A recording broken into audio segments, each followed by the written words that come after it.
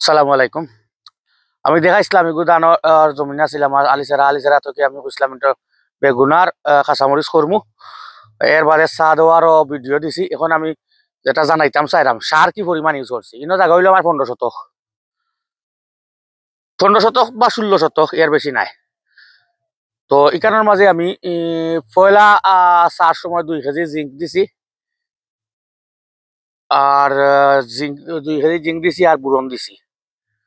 আর এখন আমি লাস্ট চার সময় দিছি 50 কেজি বড়ি, 50 কেজি লাল, 30 কেজি সাদা। আর সাদা 30 কেজি আছিল না 25 কেজি আছিল, লাই কলা খান 25 বা 30 কেজি। আর হইল গিয়া boron 2 KG, magnesium 4 KG, gypsum 20 KG. এই দিয়া আমরা মিক্স করিয়া মারছি জমিন মারিয়া চা দিছি। চা দিয়া ওখান আমরা লুট তুললাম, লুট তুললিয়া আমরা পানি দিলাইমু।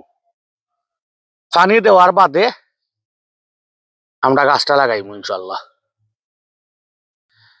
আর ওই যে কইলাম যেটা সার দিয়া রেডি করছি, লুট তুলছি, মালচিনও বই দিলাম আমরা।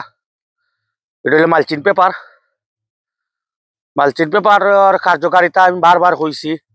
এটা দেওয়ার কারণে এখানে পানি দিলাইলে পানিটা মানে সহা লুকাইতো নাই, এর বাদে গাছ উঠতো নাই। আর গাছে সারটা পাইব, কারণ গাছ উঠি গেলে আমরা যে সার দিই গাছে এই সারটা কমপ্লিট পায় না, গাছে অর্ধেক খাইলায়। যার কারণে আমরা যেটা করছি মালচিন দেওয়ার কারণে যে মাটির মাঝে যে বলটা আছে টোটাল বলটা গাছে পাইব।